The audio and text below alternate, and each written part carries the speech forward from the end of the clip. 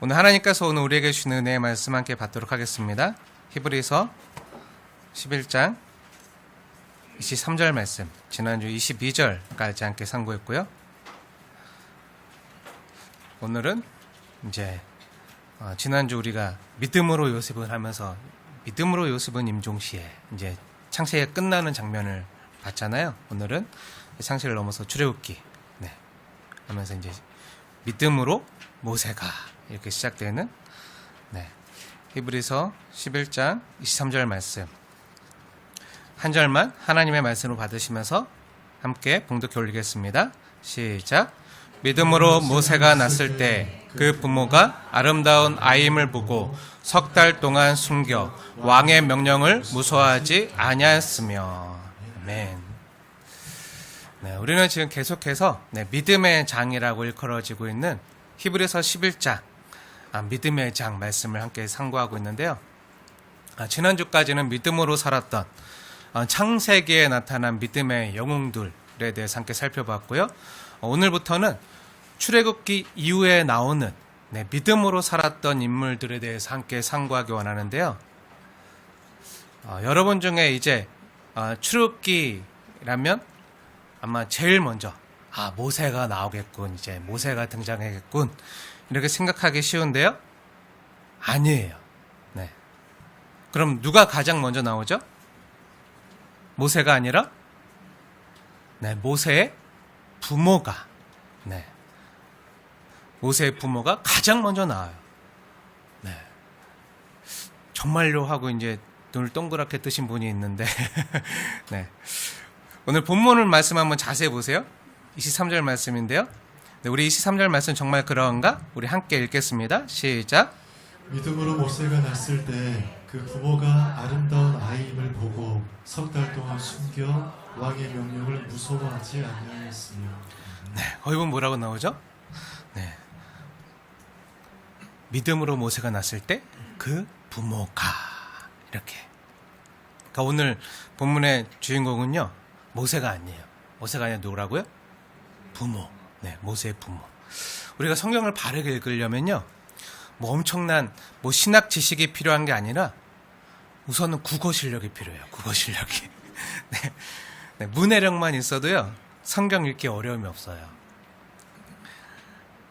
한번 오늘 말씀을 잘 보세요. 오늘 본문에 나오는 주어가 누구죠? 주어가 모세가 아니라 누구죠? 모세의 부모예요. 23절 말씀 자세히 보세요. 믿음으로 모세가 낳았을 때 그 부모가 주어예요. 모세가 주어가 아니라 그 부모가. 모세가 낳았을 때, 이거는 부연해주는 설명이고요. 그 부모가 주어예요. 그 부모가 누구죠? 모세의 부모죠.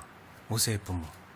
하나님께서는 믿음의 인물로, 믿음의 사람으로 모세를 소개하기에 앞서 우리에게 그 모세의 부모를 먼저 소개해주고 있어요. 많은 사람들이요, 모세 하면 수백만 명의 이스라엘 백성들을 출애굽시킨 위대한 지도자라고 생각하잖아요.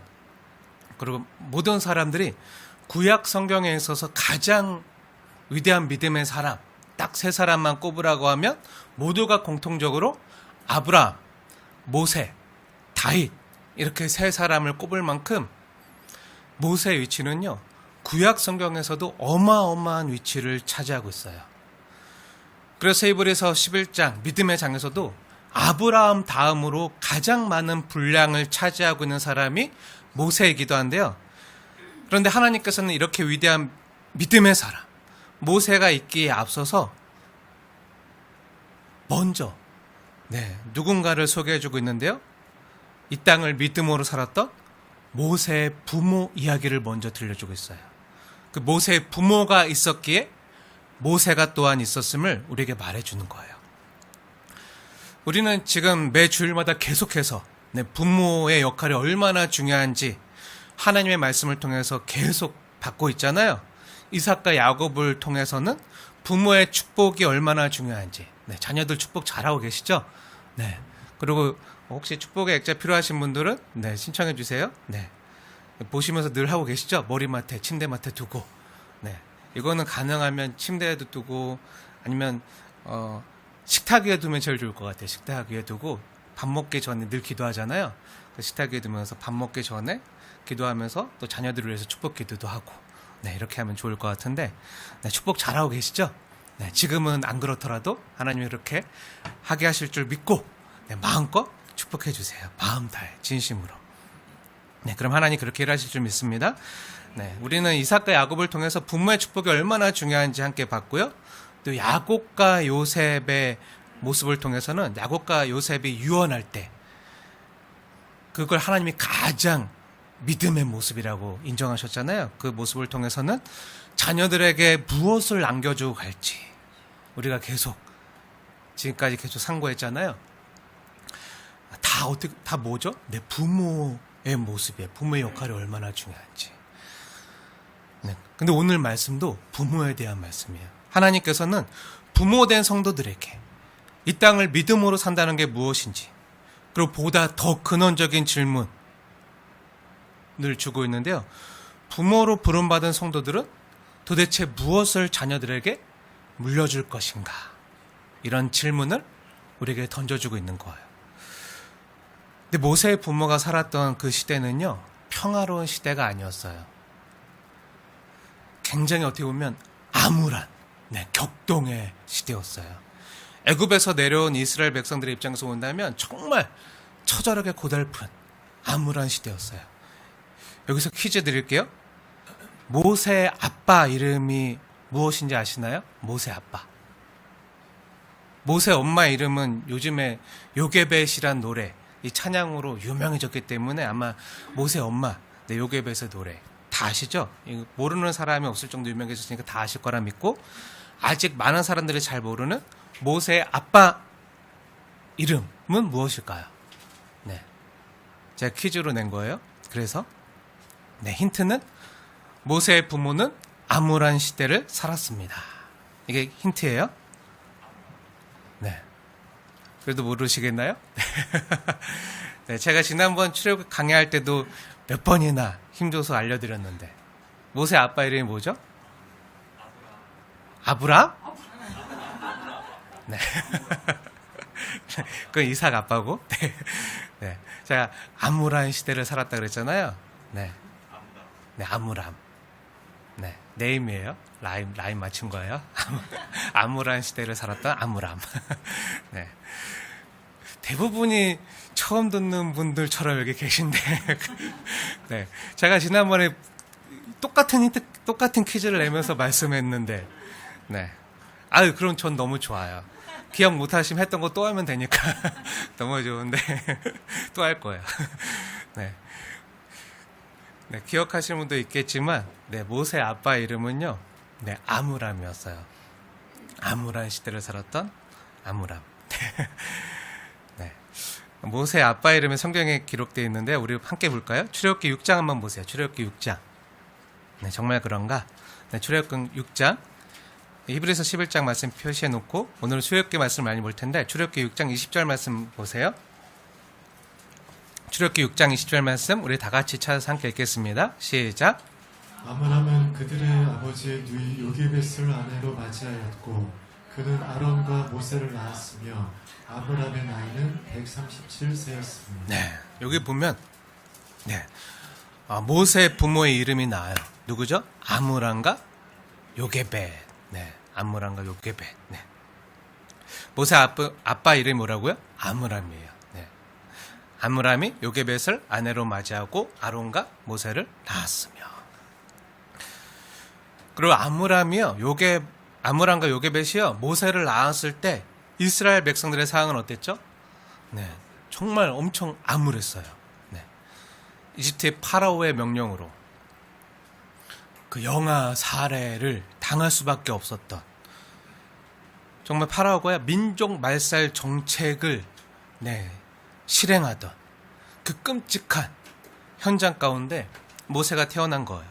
우리 성경을 같이 볼까요? 출애굽기 1장 22절 말씀 보세요. 출애굽기 1장 22절.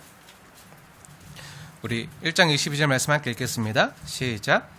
그러므로 바로가 그의 모든 백성에게 명령하여 이르되 아들이 태어나거든 너희는 그를 나일강에 던지고 딸이거든 살려두라 하였더라. 네.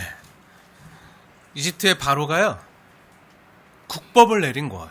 모든 백성에게 명령한 거예요. 준엄한 법이라, 국법이라 안 지킬 수 없는 법이에요. 어떻게 해요? 네. 이스라엘 백성들의 아이들은, 특히 아들은 다 태어나자마자 나일강에 던져서 수장시켜 죽이라는 거예요. 그럼 왜 이렇게 했던 거죠? 네, 애굽에 살던 이스라엘 백성들의 숫자가 너무 많아졌기 때문이에요. 엄청나게 번성하고 강성해졌기 때문에. 그 위에 내용을 한번 보세요. 출애굽기 1장 8절 이하의 내용을 한번 보세요. 거기 뭐라고 기록되어 있죠? 네, 요셉을 알지 못하는 새 왕이 일어나서 애굽을 다스릴 때, 아니 이스라엘 자손들이 우리보다 많고 강하도다. 이들이 더 많아져서 이들이 우리에게 반역하면 어떡하지? 하고 애굽의 파라오가요, 너무 두려운 나머지 지금 이렇게 끔찍한 정책을 쓴 거예요. 산하 제한 정책을 민족 말살 정책의 일환으로 지금 쓰고 있는 거예요. 근데 사실 이스라엘 백성들이 애굽에서 번성하고 강해진 것은요, 무엇 때문이었죠? 네, 하나님의 약속 때문이었어요. 하나님이 복 주신 거예요. 생육하고 번성하라. 생육하고 번성하라는 복을 주었기 때문에 그 400년 동안에 처음에 몇 명 없었거든요. 근데 400년 동안에 남자만 200만 명 이상 넘게 불어날 정도로 엄청난 숫자가 번성했어요. 근데 그 약속이 뭐죠? 네, 하나님께서 아브라함에게 하셨던 약속. 내가 너로 큰 민족을 이루게 하겠다. 이 하나님의 약속이요, 성취가 된 거예요. 그리고 출애굽 때로부터는 가깝게는 하나님께서 이스라엘이라 이름한 야곱에게 하셨던 약속 때문이에요. 우리가 이 내용을 이미 2주 전에 믿음으로 야곱은 이란 말씀의 제목으로 함께 나눌 때 이미 한 차례 확인하고 상고했지만요, 하나님께서 거기 뭐라고 말씀하시죠? 하나님께서 야곱이 애굽에 내려가기를 두려워할 때 하나님께서 한밤중에 야곱에게 나타나셔서 말씀하시잖아요. 그 내용은 창세기 46장에 기록되어 있는데요. 궁금하신 분들 한번 보세요. 네, 창세기 46장 3절과 4절에 이제 야곱이 이제 애굽에 내려가는 걸 막 두려워하고 안 내려가려고 그러자 하나님 한밤중에 나타나셔서 이상 중에 말씀하세요. 우리 3절과 4절 2절 말씀 우리 같이 읽어볼까요? 시작. 하나님이 이르시되 나는 하나님이라 내 아버지의 하나님이니 애굽으로 내려가기를 두려워하지 말라.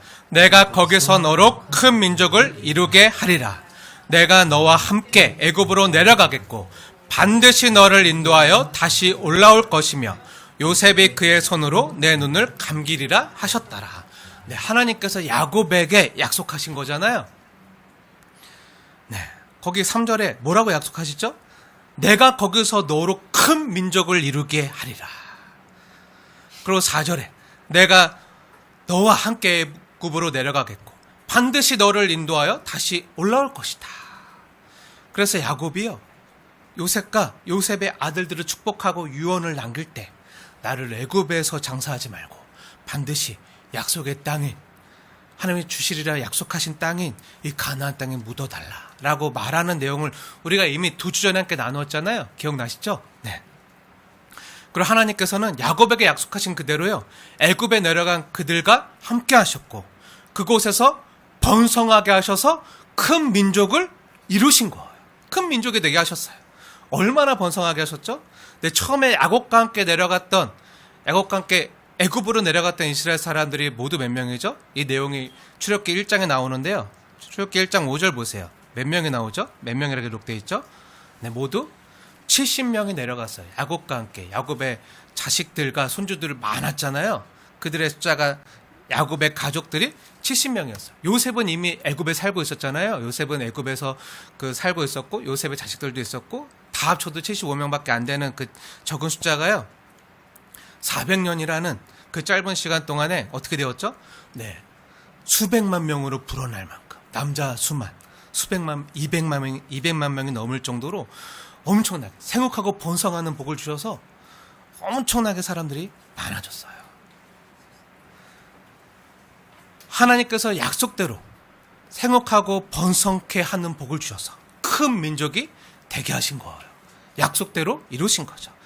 그러니까 이스라엘 백성들이 애굽에 내려가고 거기서 큰 민족을 이루고 또 출애굽하는 이 모든 일들이 우연히 이렇게 된 게 아니라 하나님이 이들에게 먼저 약속하셨고 또 성취하시는 과정 가운데 일어난 일이라는 거예요.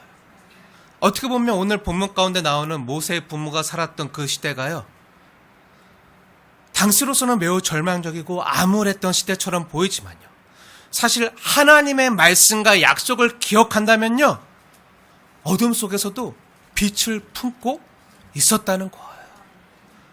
그리고 때가 되면 하나님께서 약속하신 대로, 특히 창세기 15장 그 횃불 언약 가운데 아브라함을 약속했던 말씀 기억하시죠? 창세기 15장에 보면 아브라함에게 이렇게 약속하시잖아요. 너희가 애굽에 내려가 그 이방 땅에서 400년 동안 거하다가 내가 너희를 거기서 나오게 하겠다, 건져내겠다. 나오게 할 때 어떻게 한다고요? 큰 민족을 이루어 나오게 하겠는데 그냥 나오지 않고 큰 재물과 함께, 큰 부와 함께 나오게 하겠다. 이렇게 약속하세요. 그리고 그 약속을 그대로 이제 400년 후가 지난 후에 지금 이루시는 거예요. 그게 뭐죠? 출애굽이에요. 그래서 출애굽기가 기록된 거예요. 그리고 약속의 땅으로 향하게 하시는 거예요. 사랑하는 여러분, 혹시 지금 암울함과 요괴배처럼 고달픈 시기, 힘든 시기, 눈물 나는 때를 지나고 계시는 분 혹시 계십니까? 네, 오늘 주님께서 우리에게 주는 깨달음이 뭐죠? 네, 지금 우리가 당하고 있는 현재의 고난과 어려움은요, 끝이 아니라 하나님의 약속을 이뤄가는 과정 중에 있다는 거예요. 지금은 너무 힘들지만, 그래서 눈물이 나지만 결국 이 또한 지나간다는 거예요. 그리고 주님은 반드시 우리에게 하신 약속을요, 이루신다는 거예요. 우리를 그냥 이대로 내버려 두지 않으시고 우리와 함께 하시면서 우리의 부르짖음과 눈물을 기억하시고 반드시 우리를 여기서 구원하시고 또 우리를 약속의 땅으로 인도하신다는 거예요. 이걸 믿으라는 거예요. 이런 하나님의 놀라운 구원 역사의 과정 가운데 출애굽기가 시작되고 있는데요, 이러한 배경 가운데 모세의 부모가 등장하고 있는 거예요. 어떻게 보면 모세의 부모가 겪어야 했던 이 땅에서의 삶은요, 너무나도 고단하고 눈물 나는 일상의 연속이었어요. 우리가 생각하는 것보다 훨씬 더 고달프고 끔찍했어요. 그 이집트에 가면 있는 피라미드나 스핑크스나 그 거대한 그런 것들을 다 이스라엘 백성들이 노예로 채찍에 맞아가면서 쉬지도 못하면서 잠도 못 자면서 먹을 것도 제대로 못 먹으면서 고되게 노예처럼 부림 받으면서 져야만 했던 건축물들이었잖아요. 자유가 없었어요. 얼마나 힘들었는지 몰라요. 우리가 생각하는 것보다요, 훨씬 더 끔찍했어요. 왜죠? 새로운 왕이 일어나서, 요셉을 알지 못하는 새로운 왕이 일어나서 자신들을 노예로 삼은 거예요. 그래서 이제 애굽의 국가 노예로서 고달픈 인생을 이스라엘 백성들이 살아야 됐고, 그래서 그런 환경 가운데 자녀들마다 제대로 키울 수 없는 환경에서 학교 못 보내요.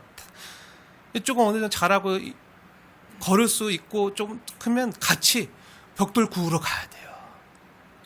벽돌 나르는 일을 해야 돼요.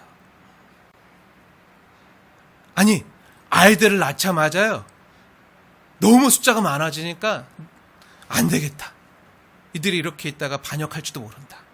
그럼 우리가 이 강성한, 이 많은 수많은 이스라엘 백성들에게 어떻게 될지 모르니까 어떻게 해요? 지금 애굽의 파라오가 준엄한 국법을 내려서 어떻게 해요? 이스라엘 백성들의 자식 중에 아들들은 다 나일강에 던져 수장시켜라.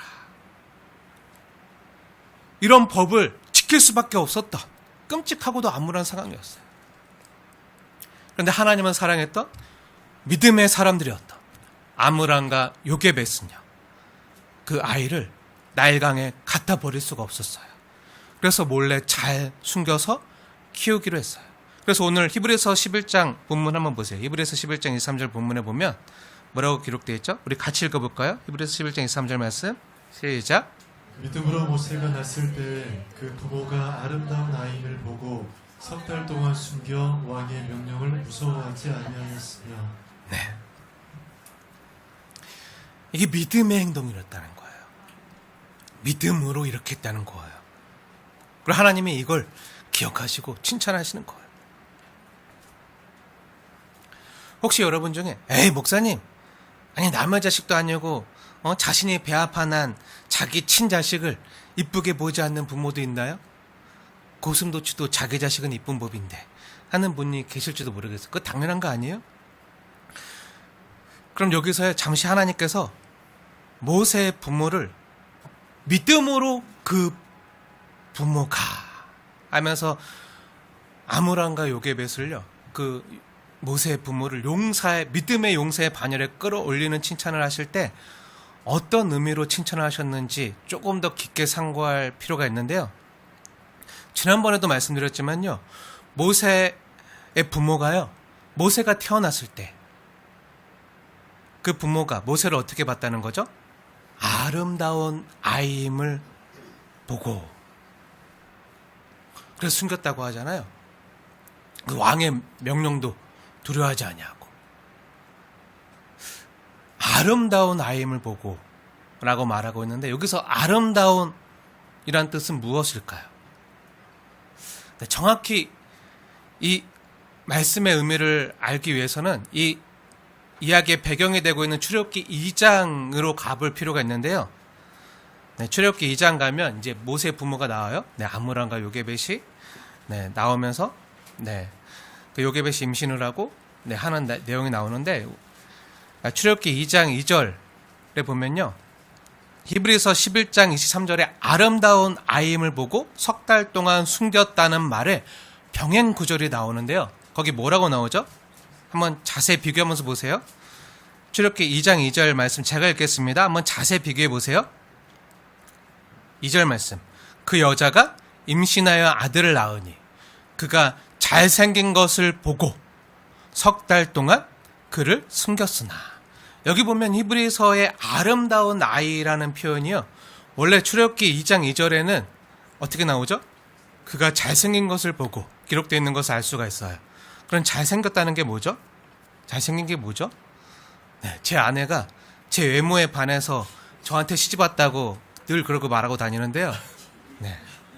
웃어요? 네. 여기 있는 분이 제일 웃음소리 컸어. 네. 진짜예요. 제가 직접 들었어요. 네. 제가 그 증언을 들었는데, 그럼 모세가 아름답다는 말이요, 제 아내가 저에게 반한 것처럼 외모에 반했다, 잘생겼다, 조각 같다, 아름답다 할 때 그런 단어일까요? 아니에요. 네. 지난번에도 말씀드렸지만 이 아름답다라는 단어는요, 히브리어 성경 원문에 보면요, 토브라고 기록되어 있어요. 토브. 뭐라고요? 토브. 네, 토브가 뭐죠? 어디서 많이 들어보셨죠? 하나님께서 보시기에 심히 좋았더라 할 때 그 토브. 우리 창세기 강의할 때 창세기 1장에서 많이 들어봤잖아요. 하나님께서 보시기에 선하고 좋았더라 할 때, 그때의 토브랑 같은 단어예요. 그러니까 이 토브는요, 하나님과의 관계 가운데서 쓰는 말이에요. 하나님이 보시기에 좋았더라. 그러니까 이 토브는요, 그냥 여러분이 누군가를 보고 잘생겼다, 멋지다, 이쁘다, 반했다 할 때 그런 미학적인 개념이 아니라, 성경에서 말하는 아름다움은요, 하나님과의 관계에서 관계적인 아름다움을 말할 때 사용하는 용어예요. 하나님과의 관계가 선하고 아름답다라는 의미. 토부는 그래서 하나님과 사람과의 관계, 또 형제가 동거함이 어찌 그리 선하고 아름다운지요 할 때 그 선하다는 것도 토부예요. 사람과 사람과의 관계가 아름다울 때 쓰는 용어가 바로 토부, 관계적인 아름다움이에요. 그래서 이 출애굽기 2장 말씀을 나중에 신약에 가면 그 성령에 충만해서 스데반이 그 설교하는 장면이 나오거든요. 성령이 충만했던 스데반이 사도행전 7장에서 7장 20절에서 이 모세를 이걸 설교할 때 하나님이 보시기에 아름다운지라. 모세가 태어났을 때 하나님 보시기에 아름다운지라. 이렇게 기록하고 있는데요. 사랑하는 여러분, 그렇다면 하나님께서 믿음의 장인 히브리서 11장에 모세의 부모인 아므람과 요게벳을요 믿음의 용사로서 그 믿음의 장에 그 명예 전당에 올려놓았던 그 이유가 뭐라는 거죠? 네, 모세의 부모에게는 하나님께서 이 아이를 아름답게 보시고 돌보신다는 믿음이 있었다는 거예요. 지금은 아무것도 할 수 없는 연약한 모습의 영아지만 하나님이 이 아이를 돌보신다. 하나님이 이 아이를 책임질 거다. 이 아이는 하나님과의 관계 가운데 있는 아이다. 라는 믿음이 있었다는 거예요. 지금은 그렇게 안 보일지라도 그런 믿음으로 봤다는 거예요.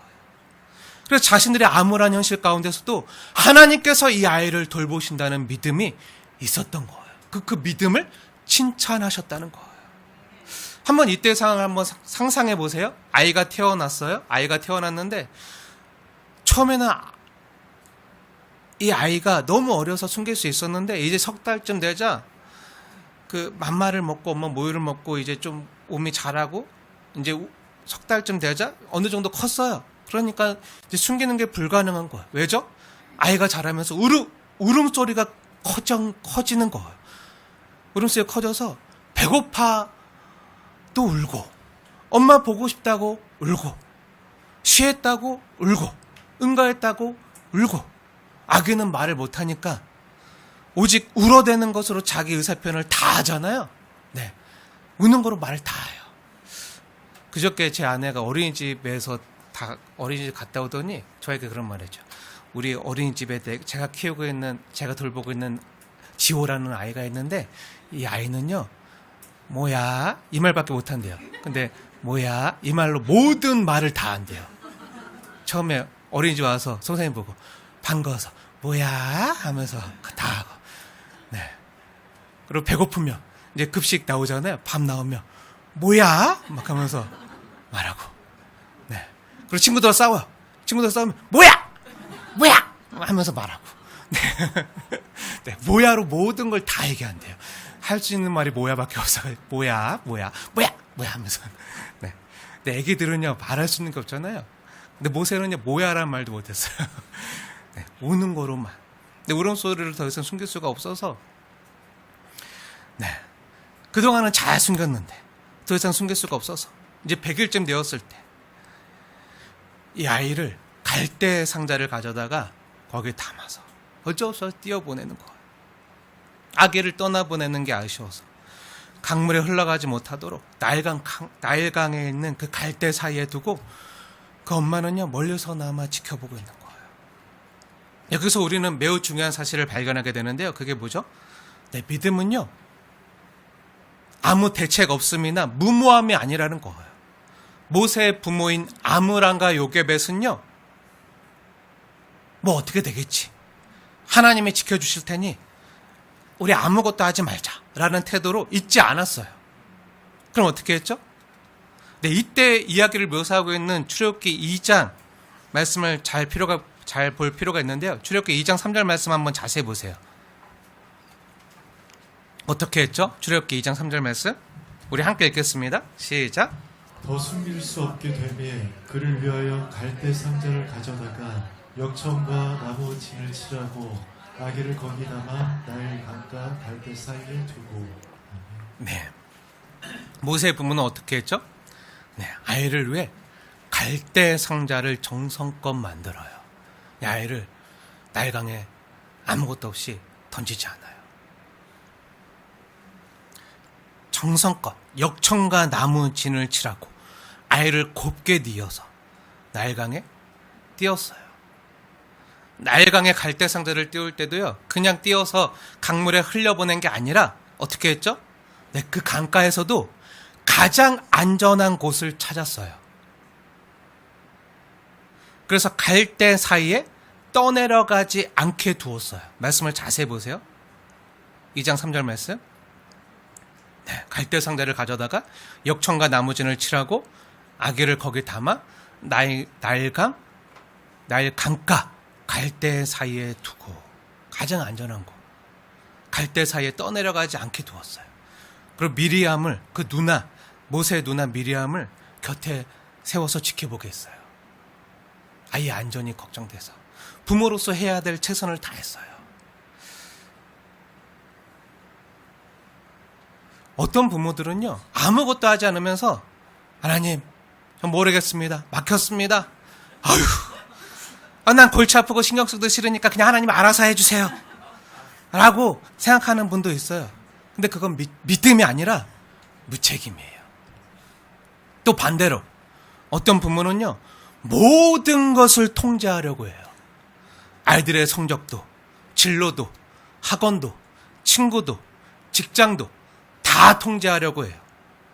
그러면서 나는 자녀를 위해서 최선을 다해서 이렇게 땀 흘려서 돈을 벌어서 비싼 학원도 보내주고 가해도 시키고 등록금도 대주고 해달라는 거 필요한 거 다 해주었다고 말해요. 하지만 그러느라 바빠가지고 정말 자녀를 위해서 꼭 해야 되는 기도는 안 했어요. 기도는 안 하고 다른 일만 열심히 해요. 자녀를 주님께 맡길 시간이 없었어요. 아니 어쩌면 기도한다고 뭐 되겠어? 자녀가 잘 되려면 좋은 성적을 받아야지. 그래서 좋은 대학에 들어가고, 그래서 좋은 직장에 취직하고, 그래야 내 자녀가 성공하고 좋은 인생을 살 수 있는 거지 하고 스스로 이미 답을 다 정해놓고요, 하나님께 기도는 안 하고 기도할 시간은 없고, 기도는 안 하면서 다른 모든 것들은요 부모가 다 통제하려고 해요. 너 이렇게 해야 돼? 저렇게 살아야 돼? 이렇게 해야 돼? 근데 이건요 사랑처럼 보이지만요 사실은 하나님보다 자신의 통제를요 더 신뢰하는 거예요. 한 예로요, 제가 예전에 부교육자로 섬길 때 교회 중직자들과 거의 싸울 일이 없었어요. 네, 오히려 성도님들이 저를 너무 사랑해 주셔서 너무 감사한 게 많았는데, 중직자들과 거의 싸울 일이 없었지만 한 가지 문제로는 참 많이 싸웠어요. 그 문제는 다 자녀 문제예요. 자녀 문제로는 참 많이 싸웠어요. 장로님이나 안수일사님들이나 권사님들 자녀인데도 불구하고 고3이 되면요 당연히 교회 안 나와도 되는 것처럼 아이들을 주일날 예배가 아니라 학원으로 보내는 거예요. 학원에 보내요. 그럼 제가 찾아가서 말해요. 그럼요 그분들이 저에게 말해요. 목사님, 애가요 고3이에요. 고3. 제가 여러 번 말했잖아요. 고3이에요. 고3 수능 끝나면 보낼게요 라고 말하는 거예요. 근데 부모가 그렇게 하나님께 예배 드리는 것보다, 넌 지금 고3이니까 중요한 때니까 학원에 가라, 그렇게 하나님께 예배 드리는 삶보다 대학을 더 부모들이 우선시하는 걸 자녀들이 보고 들었는데, 자녀들이 수능 끝나고 대학 가고 나면 교회 나올까요? 저는요 아닌 경우를 더 많이 봤어요. 그리고 나중에 부모들이 후회해요. 어렸을 땐 말 잘 들었는데 이제 성인이 되고 대학 가니까 말 안 듣는다고, 교회 나오라고도 안 온다고. 근데 정작 고3 때는요 부모가 학원으로 보냈어요. 자녀들이 그걸 보고 배우는 거예요. 그건요 자녀를 위하는 게 아니에요. 어떤 엄마들은요, 엄마는 주일날 교회 가서 너를 위해 기도할 테니 너는 고3이니까 학원 가서 공부를 하거라 하면요, 이건 한석봉의 어머니처럼 자녀를 위하는 마음이 아니라 자녀들의 신앙을 망치는 거예요. 사랑하는 여러분, 요게벳은요 믿음으로 자녀를 위해서 최선을 다했어요. 하지만 마지막에는요 하나님께 맡겨드렸어요. 하나님의 손에 맡겼어요. 믿음은요 손을 놓는 게 아니에요. 하나님의 손으로 옮겨드리는 거예요. 내 손에서 하나님의 손으로 자녀를 맡겨드리는 거예요. 그게 믿음이에요. 우리의 손은요, 너무 연약해요. 그리고 자녀들은요, 부모가 잡으려고 하면요, 어떻게든 빠져나가려고 해요. 안 잡히려고 해요. 안 잡아요. 그리고 언젠가 때가 되면요, 떠나보내야 돼요. 떠나보내야 돼요. 둘이 한 몸을 이루어 부모를 떠나보내야 돼요. 그게 하나님이 만든 질서예요. 그래서 믿음의 부모들에게 필요한 게요, 자녀들을 주님의 손에 맡겨드리는 이 연습과 훈련이요, 부모들에게도 필요해요. 그렇게 근데 주님께 맡겨드리면요, 내 손은 약하지만 주님의 손은 강하거든요. 주님께서 강한 손으로 붙드시는 거예요. 나는 비록 내 손이 약해서 놓쳐도 주님은요, 그 강한 손으로 놓치지 않으시는 거예요. 그래서 예수님께서 말씀하셨어요. 예수님께서 요한복음 10장 28절에서 이렇게 말씀하셨어요. 궁금하신 분들 한번 보세요. 또 그들을 내 손에서 빼앗을 자가 없느니라. 주님 손에 붙들린 자녀들은요, 주님의 그 강한 손에서 빼앗을 자가 없다는 거예요. 주님보다 더 강한 자가 없기 때문에. 그리고 하나님께서, 마녀보다 크신 하나님께서 붙잡고 계시다는 거예요. 이렇듯 모세의 부모는요, 모세를 갈대 상자에 넣은 게 아니라 하나님의 손에 맡겨드린 거예요. 하나님의 손에 넣은 거예요. 이걸 믿음으로 본 거예요. 그런데 부모된 입장에서 보면요, 이렇게 한다는 게 참으로 불안하죠. 아, 이게 맞나? 이렇게 하는 게 맞는가? 아니, 자식을 보니까 이렇게 생각 없이 놀고만 있는데, 평일에도 놀고, 주일에도, 목사님이 주일은 안식하라고 했어요. 당연히 놀고, 평일 또 놀고, 이런 자식들을 보면 속이 터지고, 이렇게 생각 없이 놀고만 있는데, 그래서 성적이 이것밖에 안 되는데, 애가 아직도 대책이 없는 것 같고, 어떻게 해야 될지 자기도 모르고 있는 것 같은데, 이러다가 대학에는 갈 수 있을까? 이래서 취업은 되려나? 신앙은 지킬 수 있을까? 이래가지고 결혼할 수 있을까?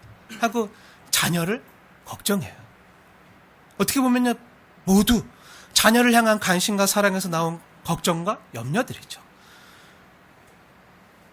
그런 염려하는 부모들에게 우리 주님께서 이렇게 말씀하세요. 빌립보서 4장 6절 말씀인데요, 주님의 말씀으로 들으십시오. 아무것도 염려하지 말고 모든 일에 기도와 간구로 너희 구할 것을 감사함으로 하나님께 아뢰라. 이렇게 말씀하시는 거예요. 부모들이 기억해야 될 말씀이에요. 부모의 사랑이요, 두려움을 만나면 염려가 되지만요, 부모의 사랑이 믿음과 만나면요, 기도가 되는 거예요. 자녀만 보면 걱정이 되지만 자녀와 함께 하시는 하나님을 보면요, 자녀를 붙드는 하나님의 손을 보면요, 기도가 되는 거예요. 사랑하는 여러분, 이 차이를 아시겠습니까? 너무너무 중요한 차이예요. 이것이 믿음의 부모인가 아닌가를 결정하는 시금석 같은 기준이 될 수도 있어요. 사랑하는 여러분, 제가 얼마 전에 아는 목사님하고 통화를 하는데, 목사님 잘 지내시죠? 아, 은혜로 잘 지냅니다. 애들도 잘 있죠? 하니까 한숨이 나오는 거예요. 애들 그날 목사님 잘 지내죠? 아, 잘 지내고 있습니다. 애들은요, 잘 지내고 있죠? 한숨 소리. 네, 거기 다 담긴 거예요. 다. 목사님 자식들도요, 목사님 마음대로 안 돼요. 네, 한숨이 나오면서 그러면서, 아, 자녀들 때문에 죽겠다고. 지금 목사님 제 마음이 숯검둥이가 됐다고. 다 시꺼멓게 다 들어가서 더 이상 탈 것도 안 남은 숯검둥이처럼 다 타버렸다. 속 터진다고. 그런 분들 많죠. 네. 사랑하는 여러분, 혹시 부모된 성도님들 중에서 지금 자녀 때문에 밤잠을 이루지 못하는 성도님들 계십니까? 특히 부모들이 잠 못 잘 때가 언제죠? 자녀 걱정할 때, 자녀 생각할 때. 내 문제는 괜찮아. 내 자녀들을 보면, 자녀가 저러고 있는 걸 보면 속이 터져. 앞으로 어떻게 할까? 어떻게 해줘야 될까? 뭘 어떻게 도와줘야 될까? 내가 뭘 해주면 될까? 하면서 막 밤잠 못 이루고 스트레스 받으면서 신경 쓰고 이런 분 혹시 계십니까? 때때로 기도도 해요. 기도해도 바뀌는 게 없어요. 변하지 않는 것 같습니까? 제가 아는 목사님도 그랬다 그랬잖아요. 근데 낙심하지 마십시오. 오늘 본문을 보세요. 성경을 보세요. 갈대 상자는 날강 위에 있었지만요, 하나님의 손 안에 있었음을 기억하십시오. 그 출렁거리는 그 험한 날강 위에 떠 있었지만 어디로 흘러갈지 모르는 그 강에 써 있죠. 하나님의 손이 붙들고 있었음을 기억하십시오. 여러분의 자녀도요, 세상 속에 있지만 하나님의 손 안에 있음을 믿으십시오. 그래서 믿음이 필요한 거예요. 믿음으로 그 부모가. 주님께서 때가 되면요, 주님의 강한 손으로 붙잡아 주시고 붙들어 주시고 회복시켜 주실 것을 믿고 주님께 온전히 맡기십시오. 그리고 지금까지 부모님들에게 이런 말을 했다면 이제 자녀들에게 말할게요. 자녀들. 그리고 사랑하는 청년 여러분. 혹시 여러분 중에 부모님이 교회 가자는 얘기나 부모님의 기도를 혹시 부담으로만 생각했던 분 계십니까? 근데 여러분이 여기까지 올 수 있었던 것은요, 어쩌면 여러분을 위해서 부모님이 남 모르게 주님 앞에서 눈물로 기도했기 때문인지 모릅니다. 그리고 왜 그렇게 했을까요? 그 누구보다 소중하고 아끼는 자녀이기에 부모에게 있어서 가장 귀한 것, 가장 가치 있는 것, 가장 소중한 것, 그게 바로 예수님이니까 그 예수님을 전해주고 싶은 마음 때문에, 그 이끌는 마음 때문에, 그 진심 어린 마음 때문에 그랬던 것임을 기억하십시오. 이걸 다르게 번역해서 말한다면요, 사랑이라 말할 수 있어요. 사랑입니다. 그럼에도 부모가 여러분의 마음까지 다 좌지우지하거나 정해줄 수 없어서 때론 여러분을 바라보면서 마음을 졸이면서 때론 진짜 할 수 있는 게 바라보는 것밖에 없고 기도하는 것밖에 없고 그렇게 주님께 맡긴 채로 잠잠히 있을 수밖에 없었던 부모들의 마음 역시 여러분들 이해해 주세요. 물론 우리 귀한 청년들도 나도 잘하고 싶은데, 나도 그렇게 하고 싶은데 내 마음이 그렇게 안 되는데 어떻게 해요? 그래서 나도 어떻게 해야 될지 모르겠고, 때론 나도 부모님과 갈등을 일으키기 싫고 그저 좀 편하게 있고 싶은데, 나도 여러 가지로 힘든 게 많은데, 그래서 때로는 그냥 정처 없이 흘러가는 세상 속에서 잠시 동안이라도 힘들이지 않고 그냥 흘러가는 대로 있고 싶다. 그렇게 느끼는 마음도요, 충분히 이해해요. 그리고 불안한 마음도 이해해요. 그냥 이렇게 흘러가다가 어디로 가는 거지? 때론 걱정도 되고, 때론 내가 앞으로 어떻게 해야 될지도 잘 모르겠고, 스스로 결정할 수 있는 것도 아직은 없는 것 같고, 그래서 스스로 무력하게 느낄 때도 있었을 거예요. 그래서 할 수 있는 것이라곤 떼쓰거나 우는 것밖에 없다고 생각할지도 몰라요. 마치 모세처럼 말이죠. 모세 역시요, 우리가 조금 전에 보았던 출애굽기 2장 말씀처럼 출애굽기 2장에 보면 스스로는 아무것도 할 수 있는 게 없었잖아요. 스스로 아무것도 할 수 없는 채 뭐만 했죠? 우는 것밖에 못했어요. 그저 흘러가는 강물 위에서 우는 것밖에 못했어요. 자기 자신이 그저 왔는데 나도 어떻게 될지 모르고 왔는데 그저 흘러가는 강물 위에 던져진 모습처럼, 무력한 존재처럼 아무것도 내가 어떻게 될지 모르고, 그래서 걱정하고 고민하고 갈등하고 방황하고, 그래서 할 수 있는 게 떼쓰는 거랑 우는 것밖에 없는, 어쩌면 우리 자녀들만의 모습이 아니라 우리의 모습이 그런지도 몰라요. 사실 우리가 그렇게 살아왔잖아요. 다시 한번 출애굽기 2장 말씀을 보세요. 조금 전 우리가 보았던 출애굽기 2장 6절에도 보면요, 뭐라고 기록되어 있죠? 아기가 울었더라라고 나와요.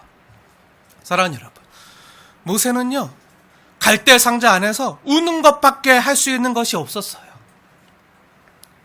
하지만 하나님은 어떻게 하시죠? 하나님은 그 모세의 울음소리를 사용하셨어요. 그 모세의 울부짖는 소리를요 들으셨어요. 그리고 그 소리를 출애굽 구원의 시작으로 사용하셨어요. 자녀들의 그 아픔을, 그 울부짖음을, 그 힘듦을 자녀들의 삶뿐만 아니라 그 주변 사람들과 나라와 민족을 구원하는 가장 큰 도구로 출애굽 구원의 시작으로 사용하신 거예요. 하나님이 먼저 그 울음소리를 들으셨고요. 또 그때 때마침 하나님께서 바로의 딸 애굽의 공주가 그 길을 지나가게 하셨고, 또 하나님께서 바로의 딸의 마음을 감동시켜 그 울음소리를 들은 바로의 딸의 마음을 감동시켜서 모세가 울 때 애굽의 공주가요 그를 불쌍히 여겼어요. 바로의 딸은 딱 보고 알았어요. 아, 아빠의 명령대로, 국법대로, 지엄한 국법대로 강에 던져진 아이구나, 히브리인의 아이구나. 바로 알죠. 바로 알았지만 하나님이 그 마음을 동하게 하셔서 그 아이를 불쌍히 여겨 자신의 아기로 키우기로 마음 먹은 거예요. 공주의 아들로 삼은 거죠. 한순간에 모세는요, 노예 자식에서 이집트의 왕자가 된 거예요. 그때 때마침 멀리서 이 장면을 지켜보고 있었던 모세의 누나가 있었다고 했잖아요. 모세의 누나 미리암이 이 장면을 지켜보고 있다가 용기를 내서 바로의 딸에게 다가가서 말하는 거예요. 공주님, 제가 공주님을 위해서 이 아기를 젖먹일 히브리 유모를 한번 찾아볼게요. 공주님은 젖이 안 나오니까 제가 대신 유모를 찾아볼게요 하고 말해요. 그러니까 공주가 그 모세 누나였던 미리암에게 이렇게 말하면, 아, 그래 줄래? 그럼 너무 고마운데 제발 날 위해 그렇게 유모 좀 찾아와봐 하니까 미리암이 이때다 하고 엄마 요게벳에 가서 말하는 거예요. 엄마, 우리가 다시 아기를 안을 수 있게 됐어요. 모세를 안을 수 있게 됐어요 하고 기쁜 소식을 전해요. 덕분에 모세의 친엄마인 요게벳은요, 모세를 다시 품에 안게 되고요, 애굽의 공주에게 돈을 받으면서 모세에게 젖을 먹이게 돼요. 그리고 모세 친엄마인 요게벳은요, 애굽의 공주의 명령을 받은 합법적인 부모로서, 부모된 자격으로 언제든 아들 모세를 품에 안고 모세에게 젖을 물리면서 하나님이 어떤 분이신지, 하나님의 백성은 어떻게 살아야 되는지, 신앙교육을요, 또 셰마 교육을요, 하나님은 사랑하고 이런 교육을 모세가 젖먹이 때부터 할 수 있도록 도와주는 역할을 모세 곁에서 할 수 있는 거예요. 그래서 우리가 다음번에 보게 될 테지만, 그래서 믿음으로 모세는 장성해서 공주의 아들이라 칭함받기를 거절하고 도리어 하나님의 백성과 함께 고난받는 것을 택하게 되는 거예요. 엄마 품에서 나는 하나님의 백성이다 라는 정체성을 갖게 되는 거예요. 이 모든 게 어떻게 가능한 거죠? 근데 우연이 아니라 합력하여 선을 이루시는 하나님의 놀라운 섭리로 가능했던 거예요. 부모가 모세를 그냥 날강에 던지지 않았어요. 최선을 다해서 돌보고 양육하고 관심 갖고 돌아보고. 하지만 하나님께서 또 역사하셔서 합력하여 선을 이루시는 하나님의 놀라운 섭리로 출애굽 구원의 역사를 시작하시는 거예요. 조금 전에 보았지만 모세가 웃는 소리를 듣고 애굽의 공주가 모세를 물에서 건져내었잖아요. 그래서 모세가 된 거예요. 출애굽기 2장 10절 말씀 보세요. 모세가 왜 모세가 되었다고요? 거기 뭐라고 기록되어 있죠? 우리 같이 출애굽기 2장 10절 말씀 함께 읽어볼까요? 시작.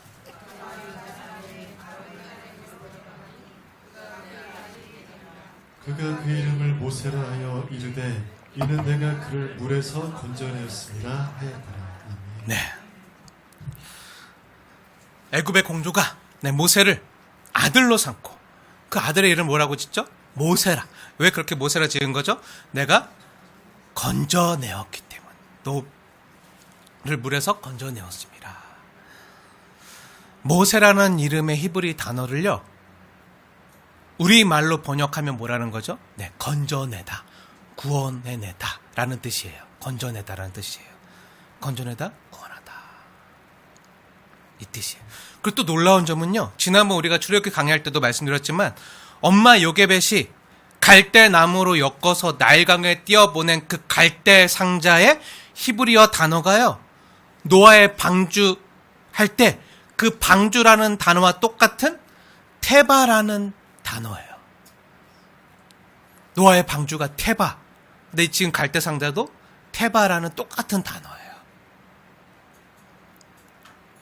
놀랍지 않나요? 하나님이 이렇게 역사하시고 일하시는 거예요. 사랑하는 여러분, 우리는 오늘 우리에게 말씀하시는 하나님의 음성을 통해서 내 사랑하는 자녀를 주님의 손에 맡겨드렸던 그 모세의 부모를 향해서 주님께서 지금 말씀하시는, 믿음으로 모세가 태어났을 때 그 부모가 라는 말씀을요, 저와 여러분에게 하시는 말씀으로 들을 수 있어야 돼요. 그래서 때로는요, 불안해도요, 걱정이 되어도요, 나보다 주님을 믿고 사랑하는 자녀들을요, 주님 손에 맡겨드리세요. 주님, 진짜, 모르겠어요. 너무 힘들고 신경 쓰고, 나도 모르겠으니까 그냥 알아서 하세요. 이러지 마시고, 네. 무책임하게, 난 모르니까 주님이 알아서 다 해주세요. 이게 아니라, 주님께서 우리에게 맡겨주신 동안은 최선을 다해서 돌보되, 나머지는 기도하면서 내 힘으로 통제하려고, 내 힘으로 다 하려고 하지 말고 주님 손에 맡겨드리세요. 어쩌면 자녀들이요, 나일강 같은 험한 출렁 있는 강물 위에서 모세처럼 울 수도 있어요. 하지만 하나님은 그 울음소리까지 사용하셔서 주님은 일하시는 분이심을 믿으세요. 내버려 두라는 게 아니에요. 지켜보되 하나님이 일하시도록 그렇게 주님께 맡기라는 거예요. 내 자녀가 험한 강물을 만나서 너무 힘들고 울고 있을 때 자녀를 위해서 기도하고, 지켜보서 간절히 기도하고, 내 자녀를 강화소로 붙들고 계시는 하나님께서 내 자녀를 통해서 어떻게 일하시는지 내 자녀를 돌보시고 인도하시고 내 자녀와 함께 일하시는 그 주님의 역사를 기대하고 보라는 거예요. 하나님을 신뢰하는 믿음으로 자녀들도 신뢰하면서 지켜보라는 거예요. 다 하려고 하지 마시고. 사랑하는 여러분, 주님께서는요, 모세를 주님 손에 맡기기까지 모세를 위해서 쏟았던 그 부모의 헌신을요, 헛되게 하지 않으셨어요. 그걸 다 사용하셨어요. 갈대 상자며 그 나일강에 있었던 갈대, 우거진 갈대 안전하게 거두어야지. 또 그 안전 장치까지 다 해놨잖아요. 미리암을 지켜보게 하고 이 모든 것들을 다 사용하게 하시고, 그 부모의 수고, 그 부모의 손길, 그 부모의 기도, 또 부모의 눈물, 그리고 어찌할지 모르는 그 자녀의 울음소리까지 다 사용하셔서 구원의 역사로 바꾸시는 능력의 하나님이 저와 여러분이 믿는 하나님이에요. 때로 우리가 힘들 때 많잖아요. 특히 자녀들을 생각하면 내가 지금까지 이렇게 다 해줬는데 이 자식은 말도 안 듣고, 내가 말한 거 거꾸로 하고, 내가 이렇게 하고 다 했는데 나 안 할래요, 몰라요, 내 마음대로 할래요, 배신감 느끼고, 나 얘를 왜 지금까지 다 해줬는데 내가 한 게 얼만데. 근데요, 내가 한 게 얼만데 이렇게 생각하지 마세요. 쉽지 않아요. 목사님은 자녀가 없으니까 그렇게 속 편하게 얘기하죠. 하실 수 있는데요, 저는 저희 순빛교회 청년들과 우리 학생들과 다음 세대 아이들을 제 자녀처럼 생각하고 있어요. 저에게 주신 자녀를 생각하면서 여러분 모르시겠지만 때때로 진짜 때로 눈물이 날 때가 있어요. 생각하면 좀 믿음으로 바르게 섰으면 좋겠는데, 좀 이렇게 했으면 좋겠는데, 이렇게 하면 더 좋을 텐데. 하지만 말해도요, 어떻게 좀 도와주려고 찾아가서 말하고 도와주려고 하고 막 끌어주려고 해도요, 안 통할 때 있어요. 하다가 안 할래요? 모르겠어요. 할 때 많아요. 그러면 또 누우면 생각나고, 그러다 보면 내 힘으로 안 되고, 잡으려 하면 잡으려 할수록 멀어지고, 그럼 어떻게 되죠? 기도밖에 없어요. 기도밖에 없어요. 침대에서 일어나서 잠이 안 오면 이거 보면서, 지금 안 그렇더라도 보면서 축복기도 해주고. 근데 그걸 하나님이 다 사용하세요. 다 들으세요. 그리고 자녀의 울음소리까지 사용하셔서 하나님은 역사를 이루어 가세요. 내 자녀의 삶 가운데 하나님의 나라가 임하는 역사. 뜻이 하나씩 이루어지는 것처럼 내 자녀의 삶 속에서 하나님의 뜻이 이루어지는 역사. 천국을 경험하는 역사. 이 땅에서. 그리고 주님과 함께 그 천국을 경험하다가 영생을 소망하며 주님 앞에 나아가는 그런 역사. 이렇게 하시는 분이 우리가 믿는 좋으신 하나님이에요. 하나님은요, 지금 우리 중에서 이러한 믿음의 부모를 찾으시는 거예요. 그래서 모세가 등장하기 앞서서 하나님은 믿음으로 그 부모가 부모를 찾으시는 거예요. 믿음으로 서 있는 부모. 저는요, 여러분의 모든 가정이요, 이러한 믿음의 가정이 되길 원해요. 그리고 여러분의 귀한 자녀들과 또 우리 청년들이요, 모세처럼 하나님의 손에 붙들려서 자신뿐만 아니라 이웃과 더 나아가서는 나라와 민족을 유익하게 하는 일에 귀하게 쓰임 받는 자녀가 되기를 위해 기도하고 있어요. 여러분들을 위해서 같이 기도하셔야 돼요. 기도하셔야 돼요. 이러한 하나님의 나라를 세워가는 일에 귀하게 쓰임 받는 믿음의 부모들과 또 믿음의 자녀들 되시길 주님의 이름으로 축원을 드립니다.